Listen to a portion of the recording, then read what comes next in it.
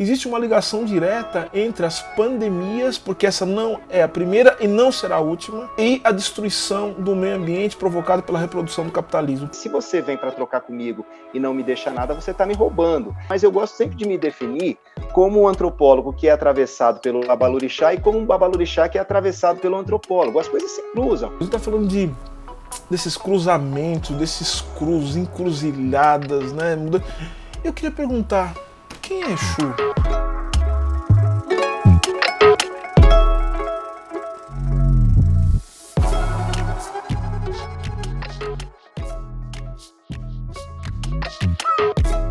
Olá pessoal, sejam todos bem-vindos ao Entre Linhas. É um prazer enorme estar aqui e hoje é um dia muito especial porque hoje o nosso papo é com o babalorixá Rodney William. Mas antes disso eu queria te pedir um favor. Queria saber se você pode apertar o sininho para acompanhar os outros vídeos do canal, com outras entrevistas, com o conteúdo que nós temos produzido aqui. E se você gostar, dá o seu curtir, dá o seu joinha e comenta.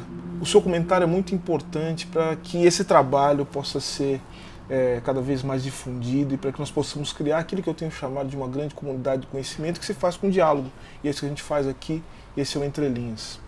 Rodney William é um conhecido de longa data e eu tenho muito orgulho de dizer isso. Ele é meu babalorixá, ele é meu pai, cuida de mim, tem cuidado muito bem, mas é muito mais do que isso. Ele é um intelectual, né, um dos intelectuais mais destacados do Brasil hoje, e um grande pensador e que reflete muito sobre as questões relacionadas à identidade, à apropriação cultural, à religiosidade e o que é a religião de matriz africana, o que é a cosmovisão de matriz africana, para entender o nosso país. Então, é um trabalho com uma contribuição inegável, especialmente para o momento que nós estamos vivendo hoje, um momento de deterioração das relações sociais no Brasil. Além disso, Rodney William ele é parceiro da coleção organizada pela Djamila Ribeiro, a coleção Feminismos Plurais, que eu também tem um livro publicado, e ele publicou o livro Apropriação Cultural. Além disso, ele é colunista da revista Carta Capital, escreveu também os livros A Bênção aos Mais Velhos, Poder e Senioridade nos Terreiros de Candomblé e Palavras de Axé.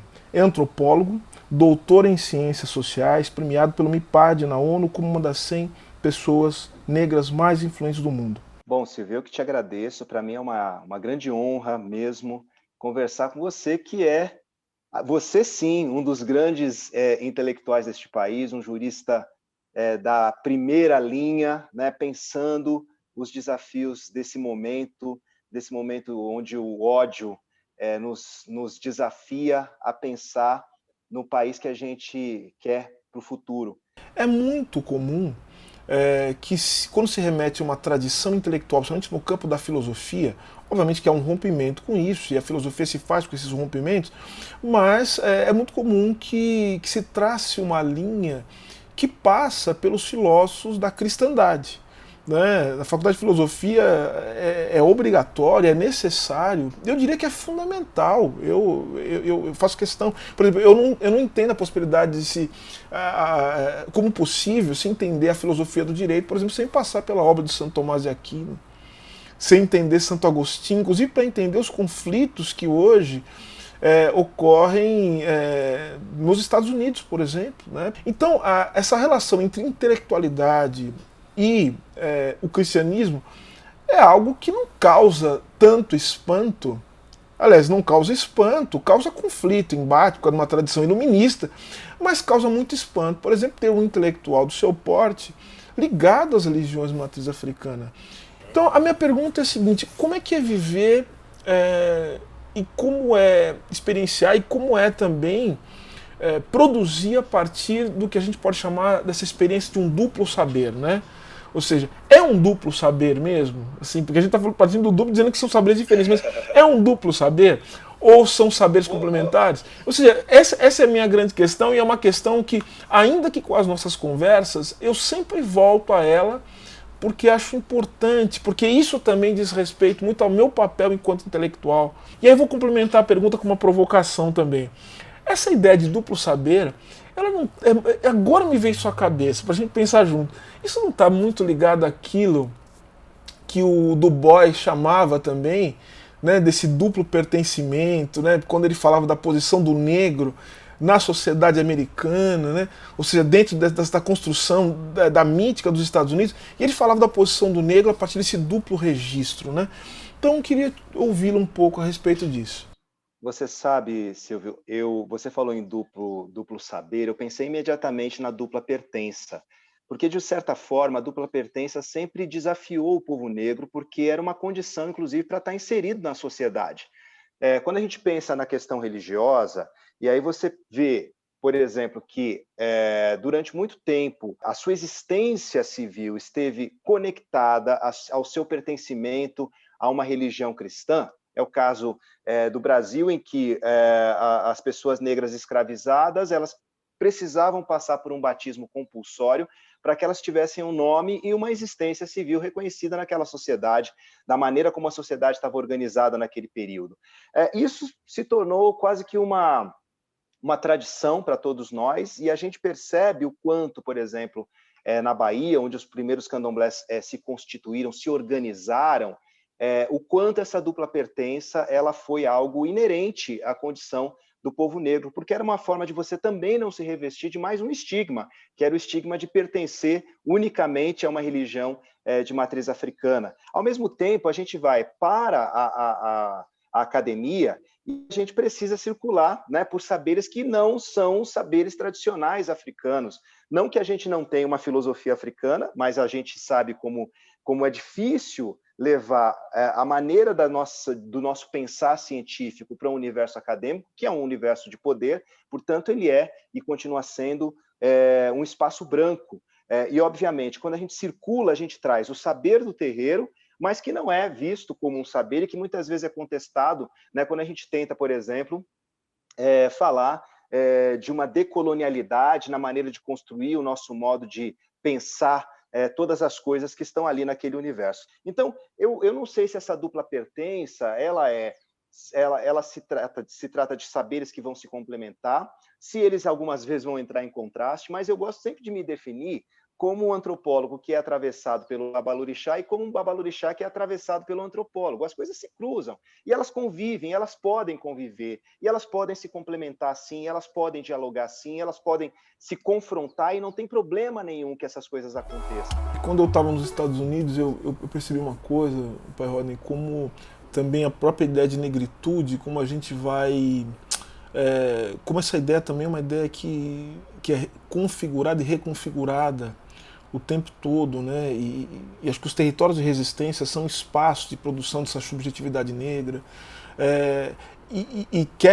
Eu ouso dizer até mesmo que a nossa entrada na academia nos últimos tempos também fez, em certa medida, daquele espaço um território de resistência. Acho que as políticas de ação afirmativa e tudo isso possibilitaram e reconfiguraram também o ser negro, né?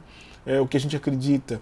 E aí eu estou dizendo isso porque eu estava dando aula nos Estados Unidos e eu mostrei aos meus alunos uma pintura, né, de Oxóssi, né, meus alunos nos Estados Unidos. Eles ficaram muito surpresos porque eles não sabiam dizer se tratava, né, de um homem negro ou de um indígena, né, mas um homem um homem com a pele tão escura, mas trajado, né, como um indígena, como é que pode um negócio desse? Aí me veio à mente que o nosso modo de ser negro é a nossa própria forma de reproduzir as nossas tradições e práticas, e a palavra prática para mim é muito importante. Eu acho que toda cultura, e não sou eu que estou dizendo isso, outras pessoas antes de mim disseram isso, se traduz numa série de práticas, e são práticas que têm efeitos políticos. Então, ao pensar nossa negritude, nossa constituição, né, ou seja, aquilo que nos faz ser negros, essa nossa relação com os povos indígenas, ela tem que ser colocada muito em conta, né? Isso está na religiosidade, isso está no... Bom, isso é muito presente, né? No candomblé, né? Nas religiosidades de matriz africana, de uma maneira geral, né, o diálogo e as trocas com a população indígena sempre foram algo bem da estrutura mesmo, né? Você vê, por exemplo, a figura de Oxóssi, que foi sincretizado no melhor sentido da palavra sincretismo, porque eu acho que é um processo de aculturação, né, no sentido do intercâmbio, da troca, de você perceber culturas que podem dialogar e que dialogam, e que muitas vezes, né, você percebe o quanto elas se atravessam. E a gente falava de trocas, né, como a troca ela dá sentido às relações humanas, mas as trocas precisam ser generosas e precisam ser equilibradas, né? Porque se você vem para trocar comigo e não me deixa nada, você está me roubando. No caso, né, com a população indígena, você tem uma troca no sentido mais pleno da palavra troca e mais generoso também da palavra troca. Uma vez uma tia minha, né, ela trouxe para mim um colar, né, de penas, e aí ela disse, eu comprei esse colar para você porque você é de Oxóssi, e aí eu comprei esse colar para você. Mas eu falei, mas esse colar é de índio. E ela falou para mim, mas Oxóssi é o quê? Né? Então, Oxóssi, né, no imaginário popular, ele é um índio e ele passou a ser visto dessa forma e não há problema nenhum nisso.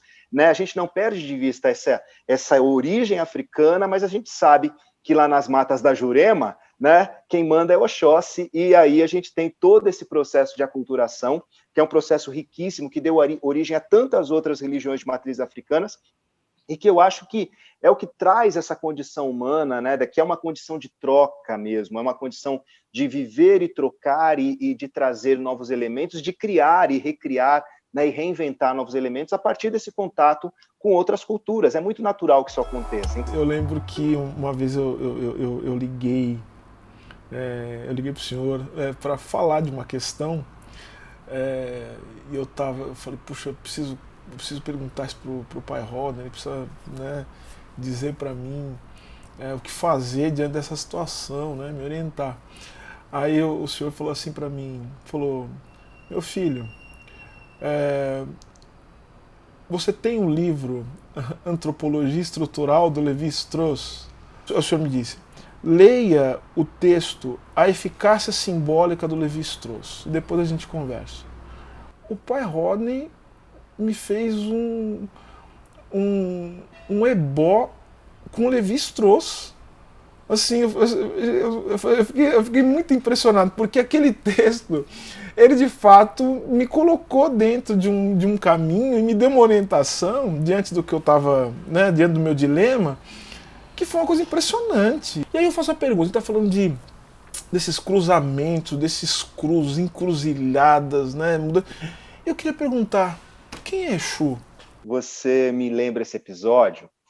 E o único orixá que me vem à cabeça é Exu, né? Porque certamente Exu, que fala todas as línguas, né? E aí, quando eu digo que Exu fala todas as línguas, eu não estou dizendo que Exu fale inglês, português, francês e alemão, embora ele fale, né? E fale Yorubá também muito bem, mas eu estou dizendo que Exu também entende a linguagem da antropologia, entende a linguagem da filosofia, da história, enfim, da medicina. Exu é o orixá da comunicação, ele é o grande orixá da comunicação e como grande propulsor do universo, Exu é aquele que dá movimento a todas as coisas. As pessoas, né, que existem, só existem porque tem Exu dentro delas. Então, Exu é o princípio dinâmico da existência, ele é o senhor do axé, ele é o senhor do grande, o detentor do grande axé de Olodumare, que é o poder de realizar. Então, sem Exu, as coisas não se realizam. Sem Exu, a gente nem sabe que está vivo.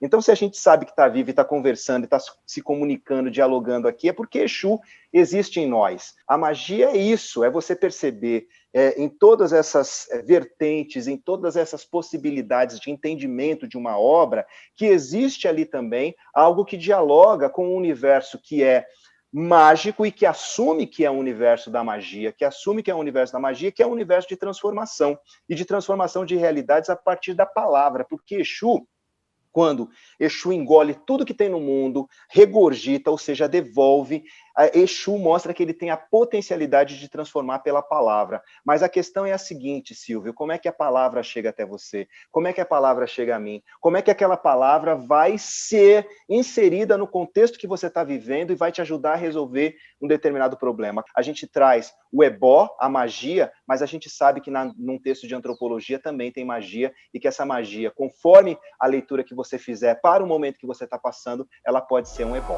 Como é que a gente pode pensar num diálogo interreligioso com os cristãos, com pessoas de outras religiões, com os muçulmanos, enfim, dentro desse cenário horrível que a gente está vivendo? É possível isso, Pai Roda?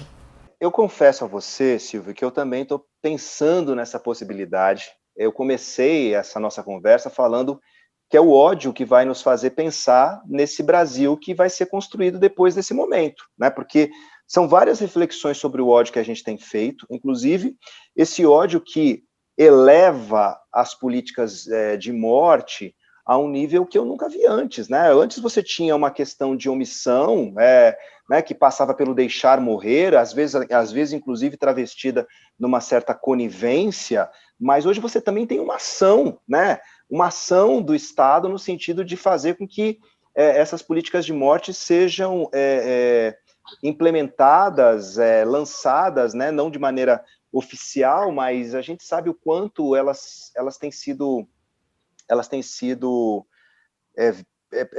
vistas de uma maneira muito exacerbada, né, com essa experiência do Brasil com o coronavírus. Agora, obviamente, né, a população negra é a população que mais sofre, a população negra que está no terreiro sofre mais ainda, né, porque você tem uma série de opressões que vão se atravessando, que vão, né, se somando, e eu acredito que o diálogo interreligioso, ele precisa começar, não por nós, mas ele precisa começar pela indignação dos cristãos, por exemplo, quando se vê um complexo de Israel sendo estruturado numa comunidade no Rio de Janeiro, e você percebe que os cristãos não se levantam contra isso. Então, até que nível, né, se leva esse combate, né, essa intolerância, esse racismo religioso contra as religiões de matriz africanas, até que nível você vai levar isso a ponto de você aceitar que um traficante, né, um bandido, ameace as comunidades de terreiro, e isso não te causa nenhum tipo de indignação? Então, onde é que está a defesa do direito de crença, né, por parte de pessoas que podem não comungar da mesma fé que eu, mas, ao mesmo tempo, elas têm se mostrado coniventes com um crime que se organiza e que impede pessoas de religiões de matriz africanas de professarem a sua fé, de vestirem suas roupas brancas. Você, por exemplo, se o vestido de branco como você está hoje, você não poderia andar nessa comunidade, porque as pessoas estão proibidas de vestir o seu branco na sexta-feira, as pessoas estão proibidas de usar as suas insígnias. Então, eu acredito que esse diálogo ele precisa começar a ser feito, mas é necessário que as religiões hegemônicas comecem a perceber o quanto elas estão sendo contaminadas por esse ódio, e o quanto elas estão, ao ser conivente, também promovendo o extermínio de uma população. Esses ataques às religiões matriz africanas, eles não são apenas contra os praticantes, os fiéis, enfim, como se queira chamar, das ditas chamadas religiões matriz africana. Não são. Primeiro que, ao que eu digo, mas que outros dizem, e já foi dito antes de eu pensar em falar isso, o racismo ele está conectado diretamente com a reprodução do sistema político e econômico. Não existe possibilidade de pensar racismo, inclusive o que se chama de racismo religioso, sem pensar que isso seria impossível se não houvesse uma participação do Estado, seja por ação ou por omissão. Sim. Nós sabemos que, inclusive, o Estado brasileiro ele foi responsável por sustentar uma legislação e ser sustentado também por essa mesma legislação uma legislação punitiva, está no Código Penal, né? Que tratava as religiões, obviamente que as religiões matrizes africanas, no campo da criminalização. A nossa luta é pela liberdade a liberdade de religião, a liberdade religiosa, mas pela liberdade de crença. As pessoas têm o direito de não acreditar em nada, de não serem atormentadas por isso. É um ataque contra o povo negro, contra o povo, povo negro, é um ataque contra o povo brasileiro, que se constituiu a partir de práticas culturais que, querendo ou não, estão relacionadas às culturas, né, e as práticas de resistência feitas nos territórios de resistência, como os terreiros, como são as escolas de samba, né, como se tornaram também os espaços da academia, né, de maneira relativa. E é importante dizer também que essa destruição do território é a destruição da possibilidade da vida. Vamos lembrar o seguinte, que essas pessoas que são esses maiores arautos da Covid-19, que são os responsáveis diretos por essa pandemia, que devem ser responsabilizados, inclusive criminalmente, pelo que estão fazendo, essas pessoas, elas são pessoas que jogam contra os territórios, né? Vamos lembrar aqui das terras quilombolas, dos territórios indígenas. Essas pessoas destroem o meio ambiente. Elas acabam com a possibilidade da vida. Então, a destruição do território é a destruição da vida. Existe uma ligação direta entre as pandemias, porque essa não é a primeira e não será a última, e a destruição do meio ambiente provocada pela reprodução do capitalismo, principalmente nessa etapa neoliberal. Nós chegamos àquela condição que o Elias Canetti, né, judeu, enfim, homem que viu o campo de concentração, que ele dizia o seguinte, nós chegamos à condição de sobreviventes. O sobrevivente é aquele que testemunhou o outro morrer e muitas vezes teve que matar para não morrer. Isso é uma vida... Isso é uma vida indigna. E veja, essa condição de sobrevivente, Silvio, é uma condição que nós, né, homens negros sobretudo, conhecemos muito bem. Né? A gente que chegou até aqui, a gente sabe quantas vezes a gente cruzou com a morte aí no caminho, sobretudo nós que crescemos nos anos 80, né, e a gente sabe o quanto os nossos, né, eram ameaçados o tempo todo. Você tinha que andar, por exemplo, com uma carteira de trabalho no bolso, né, para não ser preso por vadiagem. E a gente sabe o quanto esses regimes todos vieram para perseguir pessoas negras e o quanto, né, nós tivemos que criar estratégias de sobrevivência, inclusive nos nossos territórios de resistência. Eles são, antes de tudo, territórios de proteção, né, em que a gente se protege de um Estado que quer nos matar o tempo todo e que usa essas estratégias de maneira muito, muito eficiente, inclusive matando a nossa cultura. Aquilo que nosso grande mestre Abdias Nascimento dizia no genocídio do negro brasileiro, é isso, né? Você mata a cultura de um povo e você mata esse povo, né? Porque a grande questão é essa, né? O que me apaga, ao mesmo tempo, o que promove esses apagamentos e o que esses apagamentos, ao mesmo tempo, são capazes de promover na manutenção de um povo, porque o apagamento ele é uma forma de extermínio. E a gente precisa compreender que esse lugar de fortalecimento, que é o lugar da ancestralidade, onde a relação com a ancestralidade se dá, e os territórios de resistência são lugares onde isso acontece, ele vem sendo perseguido estrategicamente, porque também, né, sempre foi parte da estratégia colonialista, né, conhecer um pouco do outro para que ele pudesse, de alguma maneira, promover o seu extermínio com mais eficiência. O caminho natural da sua vida intelectual seria justamente colocá-lo para pensar questões específicas das religiões matriz africanas.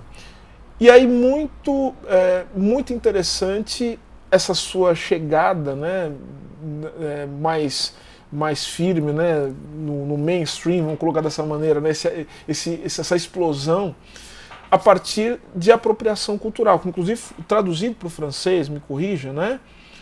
Traduzido para o francês, apropriação cultural, que é um tema que não é um tema que se restringe ao campo da religião, mas mostra justamente esses cruzos, né? Ou seja, essas várias possibilidades de diálogo e que colocam a sua reflexão para além da questão da religião. a grande sacada, né, da reflexão que eu fiz a respeito da apropriação cultural, e claro, isso é uma coisa que, na verdade, eu gosto de dizer que o livro ele é uma compilação de tudo que estava sendo discutido a respeito de apropriação cultural, e eu tento, de alguma forma, reunir isso de uma maneira que dê, né, ao leitor elementos que estão só ali, né, reunidos, dando um conceito, trazendo um conceito. Mas eu acho que essa percepção de que era necessário fazer um deslocamento desse conceito de identidade para o conceito de resistência. Eu acho que aí reside a grande sacada do livro, né, de promover esse deslocamento da identidade para a resistência, para falar desses elementos como elementos de resistência que nem sempre estão conectados na sua origem com aquela cultura que os incorporou.